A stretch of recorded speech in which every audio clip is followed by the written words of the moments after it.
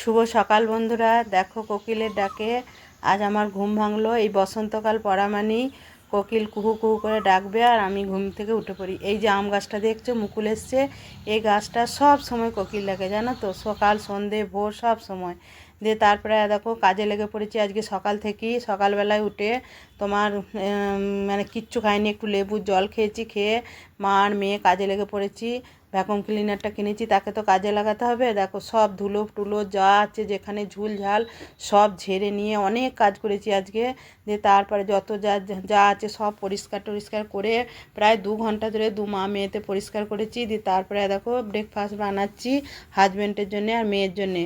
ডিম টোস্ট বানাচ্ছি, হাজব্যান্ড আর মেয়ে খাবে। দিয়ে তারপরে দেখো এই সবজি কেটে অনেক বেলা হয়ে গেছে বলে রান্নাটা ধরে বসিয়ে দিয়েছি। এটা হচ্ছে সিমের বীজ আর আলু সিদ্ধ করতে দিয়েছি, আর এদের এই ছানাটা রেখে দিয়েছি ছানার তরকারি করবো বলে। তোমাদের বলি না আমার ছানার তরকারি খেতে আমরা ভীষণ ভালোবাসি। তার মাঝে দেখো হাজব্যান্ড আবার আইকে স্কুল থেকে আনতে গিয়ে চিংড়ি মাছ নিয়ে এসছে। দিয়ে আমি বলছি আমি আর এত বেলা হয়েছে চিংড়ি মাছ বাছতে পারবো না, দিয়ে নিজেই বেছে দিচ্ছে। দেখেছো একটা চেয়ার নিয়েছে, বসেছে, বসে বসে বসে চিংড়ি মাছ বাছছে। মানে নিজের মাছ খেতে নিজে প্রচণ্ড ভালোবাসে তো বেশি পায় নাই, ওই 100 মতো পেয়েছে দিয়ে বেছে দিচ্ছে। আমি বলেছি ভেজে দেবো, দিয়ে আমাকে যে ছোটো ছোটো মাছগুলো আমি আর বাছতে পারছি না। আমি যে তুমি যেমন পারো করো, যতটা পারবে তারপরে আমি দেখে নেবো। হ্যাঁ কী করবো বলো তো, এতটা বেলা হয়ে গেছে না, এখন বাজছে প্রায় তোমার 12:30 একটা বেজে গেছে। দিয়ে দেখো ছানার তরকারি করবো, খুব তাড়াতাড়ি করে করছি। আর ছানার তরকারি করলে তবু হাজব্যান্ড খায়, কিন্তু তোমার পনিরের তরকারি একদম খেতে দেয় না। আর এক ধারে দেখো ভাত বসিয়ে দিয়েছি, আজকে আবার ডক্টরের কাছে যাব, ওই জন্য তাড়াহুড়ো করছি এখন।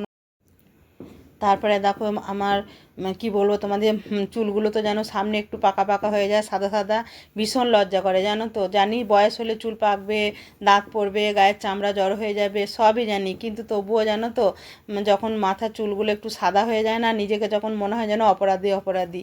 কি জানি আমার মনে হয়, তোমাদের কার কি মনে হয় জানি না। বয়সটা তো একটা সংখ্যা মাত্র, কিন্তু আমি নিজেকে খুব ভালোবাসি জানো তো। আমার মনে হয় আমি নিজে যদি সুন্দর না থাকি আমি অপরকে সুন্দর রাখবো কী করে? আমি যদি নিজের ঘরদোর সুন্দর না রাখি তাহলে আমি নিজেও সুন্দর থাকবো কী করে? আমি এগুলো নিজের মধ্যেই ভাবি জানো তো। ওই জন্য আমি নিজেকে সব সময় টিপটপ বা সুন্দর করে গুছিয়ে রাখতে ভালোবাসি।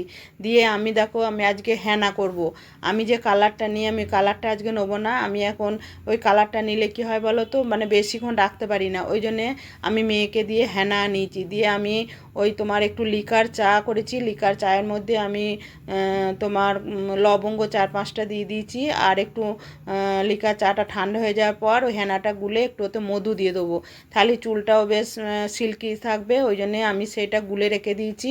এরপর আমি সেটা এই তরকারিটা চাপিয়ে দিয়ে আমি হেনাটা করব। হেনাটা করে আমি 1 ঘন্টা মতো রাখবো, দিয়ে তারপরে আমি শ্যাম্পু করবো, দিয়ে স্নান করব। ওই জন্য আমি একটু তাড়াতাড়িও করছি, যে রান্নাটা যতক্ষণ না হবে আমি ততক্ষণ হেনাটা করতে পারবো না। আর আমার আবার কি বলো তো, ওই মাথায় কালার করে তা বা হেনা করে না আমি রান্নাবান্না আমি করতে পারি না। আমার মনে হয় যেন নিজেকেই কেন একটা গাটা ঘিন ঘিন করে। ওই জন্য আমি রান্নাটা সেরে নিয়ে তারপরে করবো। আর দেখলে তো পনিরের তরকারি ছানার তরকারিটা আমার দেখো কীভাবে রান্না করলাম তোমাদের দেখালাম, অলরেডি রান্না হয়ে গেছে।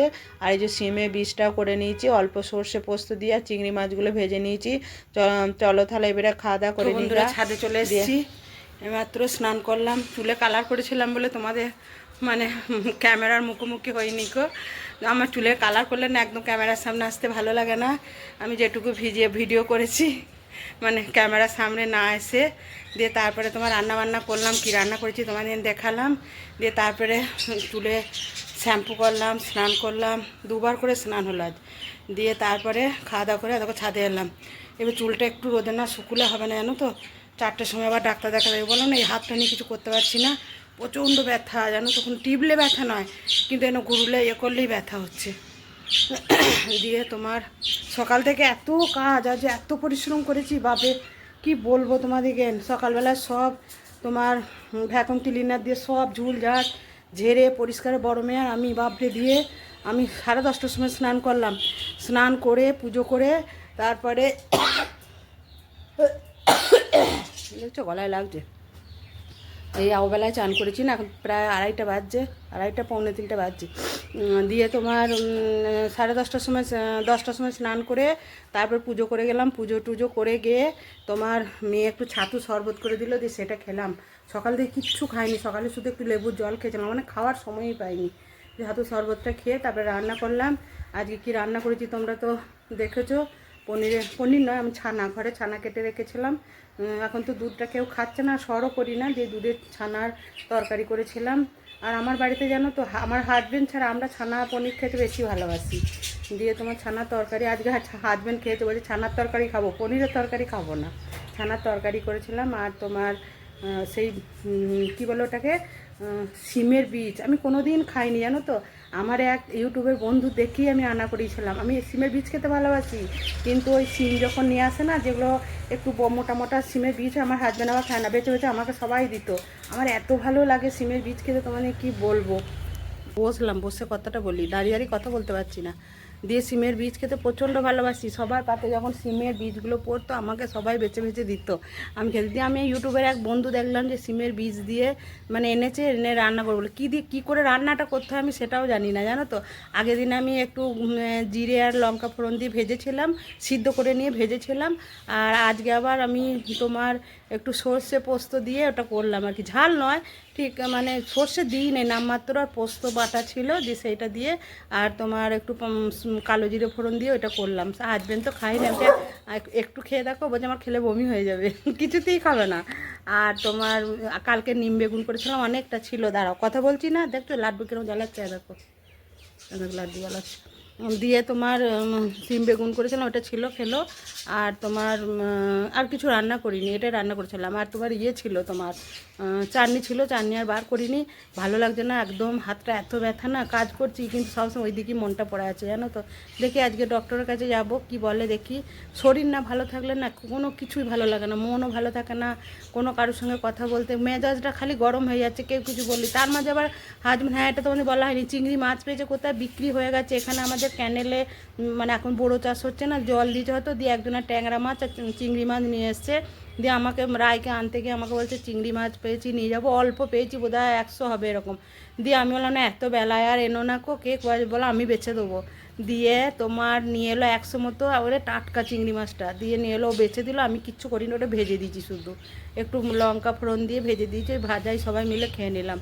হ্যাঁ দেখছো কী রান্না করছি সেটাও ভুলে যাচ্ছি। দিয়ে তোমার এত মানে কষ্টে, মানে এত হাতটা নিয়ে কষ্টে আছি, বাঁ পাশে শুতে পারছি না, বাঁ হাতটা নিয়ে এমনকি কিচ্ছু করতে পারছি না, মানে যদিও করছি খুব কষ্ট করে, মানে এত ব্যথা করছে কি বলবো। লাড্ডু মারবো, দেখছো কিরম করছে, দেখো বেরো, যা বেরো, একটু কথা বলতে দিচ্ছে না। দিয়ে তারপরে তোকে এসে একটু ছাদে চলো, একটু রোদে যাই, রোদে যেতেও ভালো লাগছে না, একবার একটু ঘুরবো, জামা কাপড়গুলো নিয়ে যাব, দিয়ে 3:30টার সময় বেরোবো। দেখি ডক্টর কি বলে, এসে তোমার দিকে আবার বলবো কি বললো। কিছুই বলবে না, বলবে হয়তো রেস্টে থাকতে, আর তোমার ওষুধ দেবে একটা একটা তো এইখানে কালো তোমার ব্যান্ডেজ ব্যান্ডেজ বলতে ওটা কী বলো ওটাকে, বেল্ট দিয়েছিলো, ওটা তো বেঁধেছি, বেঁধে বেঁধে কাজ করছি। তারপরে পায়ে ব্যথাও করছে, ওটাও বলবো। পায়ে সে নিকাপ পরে কাজ করছি, হাঁটুতে প্রচণ্ড ব্যথা। আমি যে 26 সালটা কি আমাকে এরকম ভোগাবে নাকি আমি বুঝতে পারছি না, এত কষ্ট পাচ্ছি না তোমাদের কি বলবো, খুব কষ্ট পাচ্ছি। তারপরে এই গাছে জল, আজকে সকালে গাছে জল দিই নাই, বিকালে কালকে রাত্রেবেলা বৃষ্টি হয়েছে। তোমাদের ধরে বৃষ্টি হয়েছে নাকি অবশ্যই জানাবে। আমাদের ধরে তখন 4:30 বাজে, প্রচণ্ড বৃষ্টি, ঝড় টর কিচ্ছু হয়নি, মিথ্যা কথা বলবো না, এক ফোঁটা ঝড় হয়নি। আমি তখন বলছি কি সুন্দর দেখো ঝড়, বৃষ্টিটা হয়ে বেশ ধুলোগুলো মরে গেল, নাহলে যদি ঝড় হতো না মানুষের ঘরে ধুলোয় ভর্তি হয়ে যেত। ছাদটা এসে দেখছি কি সুন্দর পরিষ্কার একদম। আমি ঝাঁটফাট আর দিইনি, কালকে বইকালে দিয়ে গেছিলাম, তখনই বললাম না বইকালে এখন ছাদটা ঝাঁট দিই, সকালে সময় পাই না, সকালে গাছে জলটা দিয়ে যাই। দিয়ে তোমার হয়েছে কি বলতে গেলাম, দিয়ে দেখি আজকে যদি বিকালে আসবো ডাক্তার দেখে, আমি কখন জানি না, যদি দেখি জল লাগিয়েছে দেবো। তো মনে হচ্ছে আজকে জল দিতে হবে না, গাছগুলো বেশ সতেজ যাচ্ছে। আর এইগুলো তো এমনি ছাওয়ায় আছে, কোনো অসুবিধা নেই। দেখেছো কত ফুল ফুটে আছে, কি ভালো লাগছে এইখানটা বসতে জানো তো। এইখানে মনে করছি তখন খুব রোদ হবে, যখন এই ফুলগুলো তার থাকবে না, তখন গোলাপ গাছগুলো এখানটা দিয়ে দেবো। তাহলে কী বলো তো, গোলাপ গাছগুলো থাকলে না ভালো থাকবে। আর গোলাপ গাছ সবসময় ঠান্ডায় থাকতে বেশি ভালোবাসে, শীতকালীন ফুল না ওটা। আর যদি এই ধারটা না হয়, ওই র্যাকটা ধরে ওই ধারটা দিয়ে দেবো, ওই যে ওইখানটা, ওই হরি মন্দিরটা রয়েছে ওইখানটা দিয়ে দেবো। হ্যাঁ, দিয়েই করবো। আর ছাদে বেশি গাছ রাখবো না, ওই ছাদে শুধু ওই বড় বড় যে গাছগুলো আছে ওইগুলো রাখবো, আর তোমার ওই বুগেনভেলিয়াগুলো থাকবে ছাদে, আর ওই রোদে। আর ওখানেতে নেট, গ্রিন নেট লাগিয়ে দেবো, কারণ আমার গ্রিন নেট তো আরবারে কেনা আছে। ওই দেখো, তোমরা দেখতে পাচ্ছ নাকি জানো, ওই দেখো চাপানো রয়েছে, দেখতে পেয়েছো এই ছাদটার মাথায়। পাখিগুলো কিরম ডাকছে, তো কুচকুচ কুচকুচ করে ডাকছে। আবার একটা পাখি উড়ে চলে গেছে, জানো তো। কি করব, কোন দিকে যাই আর কোন দিকে না যাই, সংসার বলে কথা। দেখেছো তো, সকাল থেকে মানে এক নাগারে পরিশ্রম করে যায়। আসলে জানো তো, এই সংসারটাকে বড্ড ভালোবাসি, আর অনেক কষ্ট করে এই সংসারটাকে পেতেছি, জানো তো। মানে কি বলবো, প্রচণ্ড কষ্ট করে পেতেছি। মানে ভাড়া ঘরেও থেকেছি, আবার বাড়ি কিনেছি, সেখানেও 1.5-2 বছর থেকেছি। তখন বড় মেয়ে, 1 বছরের মেয়ে, তখন বড় মেয়েকে নিয়ে একটা বাড়ি কিনেছিলাম, তৈরি বাড়ি, একটা রুম, পায়খানা বাথরুম আর একটু রান্নাঘর কিনেছিলাম। দিয়ে সেখানেও 1.5-2 বছর ছিলাম, কিন্তু সেখানের পরিবেশ বলতে কি, জল হাওয়া একদম ভালো নয়, জলে প্রচণ্ড আয়রন, সেই জন্য সেখানে থাকতে পারি নাই। দিয়ে তারপরে সেখানটা বিক্রি করে দিয়ে আবার এইখানে জায়গাটা কিনে বাড়ি করেছি। আর শ্বশুরবাড়ি যেখানে, সেখানে বললাম না অনেক কষ্ট করে মানে এই জায়গায় এসেছি, সেখানে থেকে চলে এসেছিলাম। বাড়িতে খুব ঝামেলা অশান্তি হতো, নিজের পারিবারিক সমস্যা না বলাই ভালো যদিও। দিয়ে সেখান থেকে চলে এসেছিলাম। আমার হাজবেন্ডই বলেছিল, না এত ঝুট ঝামেলার মধ্যে আমি থাকবো না। আমার হাজবেন্ড কী বলো তো, প্রচণ্ড শান্তপ্রিয়। ও কোনো দিন কারো দোষ দেখতে পায় না, ও সবসময় নিজের দোষ দেবে, বলো আমার দোষ, আমি থাকতে পারবো না এখানে। দিয়ে চলে এসেছিলো। দিয়ে যাই হোক, এখানে নিজের বাড়ি 1 তলা করলাম, 1 তলা থেকে 2 তলা করলাম, পরপর টুকটুক হয়েই যাচ্ছে, দেখতেই পাচ্ছ। এখন আবার হাজব্যান্ডের কী নেশা হয়েছে বলো তো, বাড়ি ঘরের থেকেও বেড়াবো, ঘুরবো, একটু মানে এখান সেখান যাবো, ওর হচ্ছে এইটা এখন খুব নেশা হয়ে গেছে। আমাকে বলছে, তুমি একদম অমত করবে না, তুমি যেখানে যাবো তুমি সেখানেই যাবে আমার সাথে। আমি ঠিক আছে তাই যাবো। এই তো আমাদের পুরুলিয়া যাওয়ার কথা ছিল, জানো তো, শুধু আমার হাতে ব্যথা বলে আমরা বেড়াতে যেতে পারলাম না।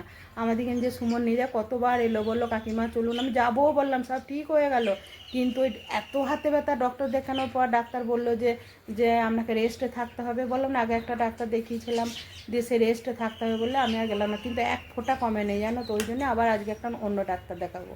হ্যাঁ, একে একে আমি আগে দেখিয়েছিলাম, আমি বাথরুমে পড়ে গিয়েছিলাম একবার পুজোর সময়, দিয়ে আমার পাঁজরে খুব ব্যথা লেগেছিলো, দিয়ে তখন এই ডাক্তারটাকে দেখিয়ে আমার কমেছিল। যে সে আগে হয়তো বলবে আগে দেখালে না কেন, তখন এনাকে পাইনি, সেই জন্যে আবার একে নতুন করে নাম লিখিয়ে এনাকে দেখাবো। চলো চলো, অনেক বক বক করলাম, ডাক্তার দেখিয়েছে কি বললো না বললো তোমাদেরকে তখন বলবো। আর লাড্ডু আমাকে প্রচণ্ড জ্বালাচ্ছে, দেখো না, না, আর দেখো লাড্ডু আমাকে প্রচণ্ড জ্বালাচ্ছে, একটু কথা বলতে দিচ্ছে না, শুধু ওর মাথা কুটকুট করছে। অনেক দিন চান করেনি, গোটা শীতটা ওকে স্নান করানো হয়নি। ভেবেছিলাম আজকেই করাবো, কিন্তু আমি আর সময় পেলাম না, ওকে কালকে স্নান করাবো। চলো তাহলে একটু চুলটা শুকিয়ে নিই, দিয়ে আবার তোমাদের কাছে আসছি। দেখো, তোমাদের বললাম ডাক্তার দেখাতে যাবো, আমি বেরিয়ে পড়েছি, হাজবেন্ডও রেডি হচ্ছে। চলো তাহলে ডাক্তার দেখিয়ে আসি, কি বলে, তারপরে এসে তোমাদেরকে বলবো। চলো, দেখো গাড়ি নিয়ে বেরিয়ে পড়েছে, চলো না। দেখো অলরেডি আমি যে ডাক্তারটাকে দেখাবো চলে এসেছি। ডাক্তারটার নাম হচ্ছে মৃণালকান্তি রয়। এখানে কতজনা বসে আছে। আমার দেরি হবে ডাক্তার দেখাতে অনেকটাই, এখন 3:30 বাজছে, হয়তো 5:30 বাজবে। তাহলে আজকে ভিডিওটা এই পর্যন্তই, দেখাবে নেক্সট একটা ব্লগে। তোমরা ভালো থাকবে, সুস্থ থাকবে। আর ডক্টর কি বললো আমি পরের দিনে ভিডিওতে অবশ্যই তোমাদেরকে বলবো। এখন মনে খুব ভয় লাগছে, কি বলবে। Tata, good night.